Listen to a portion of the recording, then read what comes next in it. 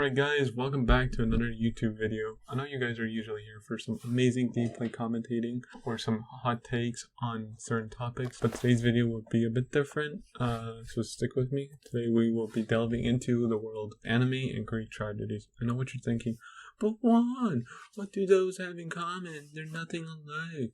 There's actually a lot of things in common. It's like watching any genre movie today and watching one that came out like in the 1930s. There are similar plot points and tropes, just different styles and more money put into it. Anime and the Greek tragedies are no different. Today I will be talking about a story or two and trying to sum up the gist of it and see how it compares to an AOT episode or an overall theme.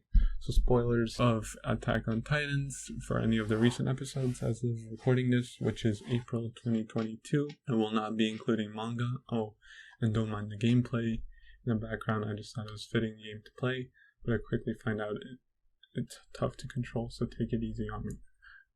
Before we get into the comparisons, we have to look at what tragedy is or what makes one. Since tragedy has been a thing since ancient Greek times and earlier on in other civilizations, defining tragedy is difficult. Solomon Goodhill says when suffering becomes a charged term, there is an available, easy definition of how pain or misery becomes far more than psychological necessities.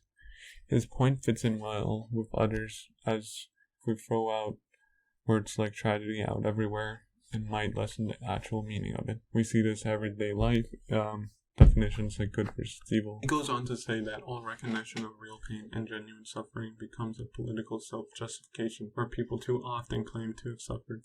In life there is competition, and sometimes in tragic events this happens as well. To console others on bad events, we try to relate to it, but it's not always the best way to help. I say for a story to be tragic, it is a way for one event to happen directly or indirect to hurt the main characters, whether it is fatal flaw or other forces. Others would agree or disagree. First Greek tragedy I want to talk about is Oedipus the King, and the AOT episode to compare it is season 3, episode 6, titled Sick.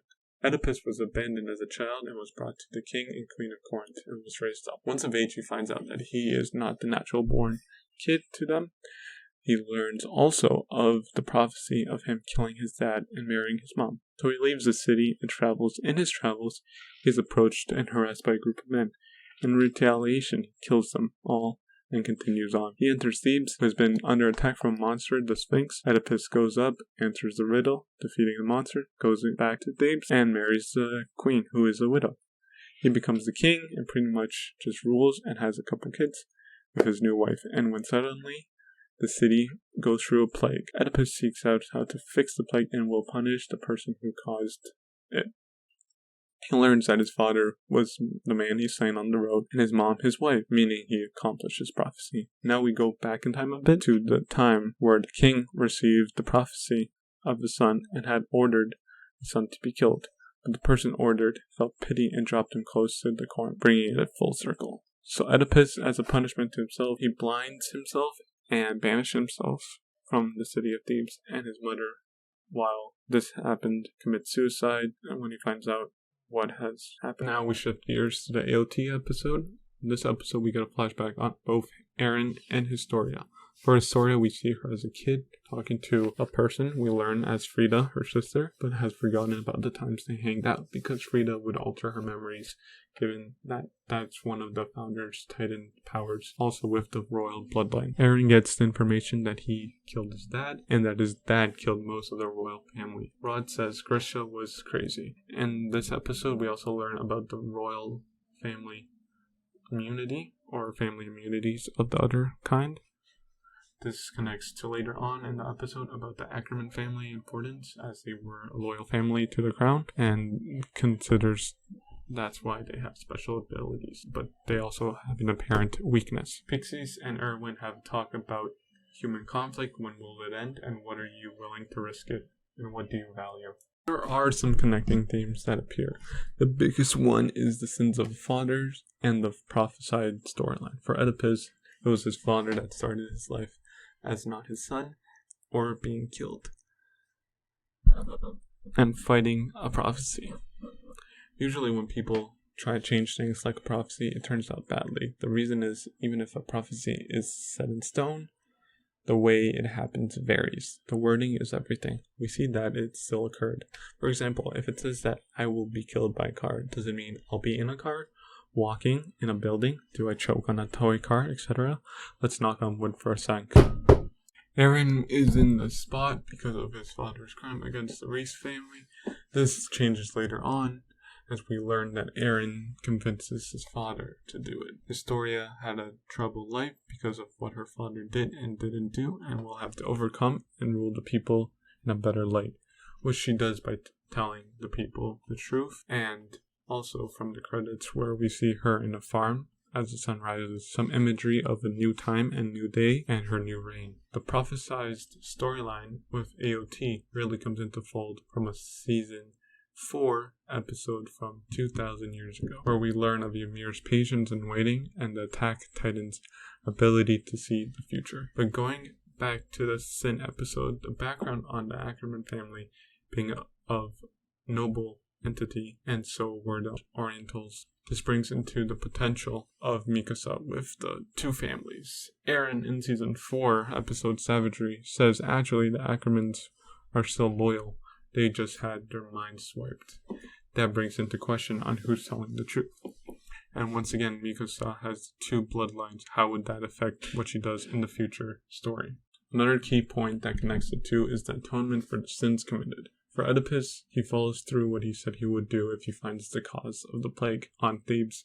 He banishes himself, but also blinds himself. In the episode Sin, it is Erwin who says he knows he has sacrificed a lot of people, but he lives with that every day.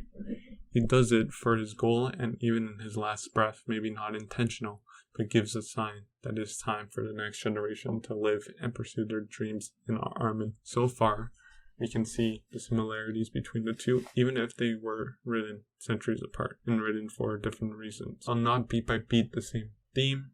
There are similarities, as I mentioned in the beginning. Now going on ahead to AOT Season 4, Episode 3, The Door of Hope, and Philoctetes. A very brief summary of Philoctetes. Odysseus was told to outcast Philoctetes, or Phil for our sake, from Commander Agamemnon. Even with his skill of bows and arrows, he was far too much of a burden for the rest of the people in the ship. Odysseus must now go back to him and his bow, because they cannot win the war against the Trojan without them. Enters Neoptolemus, or Neo for short. Neo is the son of Achilles and is tasked to bring back the bow with Phil. He gets Odysseus' side of the story, and when Phil and Neo meet, Phil talks about his suffering and what transpired towards him. Phil has a moment of insanity, but gets better after a bit. Phil at first wants to go back when he learns the true reason he does not want to. Neo is at a crossroads, but in the end, he wants to help both sides, and has a little help from Hercules coming down from the heavens. Now towards the AOT episodes, the first thing to note is the opening scene, as it depicts war, but is also colorful. Could this represent the warrior program, as it means massive glory, but the truth is violent and more than black and white? In this episode, we see why and how Reiner got his split personality with the scout and warrior version of himself. He almost ends himself, but is reminded why he fights for Falco and Gabby and the future, making him like Eren, as they both saw hell and will push forward to find peace, or their version of it. The theme of choices, who to be, is prevalent in both stories. Neil must decide on what he is to do with Phil and the consequences of each option. We get the idea of not everything is black and white, both in the visions we get, but as well as how the information is presented to both our main characters, to Neil or Reiner. Reiner also connects to Phil, as he both were once great soldiers, now ridden with trauma and suicidal thoughts, but also rage and sadness, seen as disposable. Reiner because of the timer he has, but also the failed mission. Phil because of his wounds and wailing and stench. There are many more connections I could go on and talk about, but perhaps I'll save it for another video.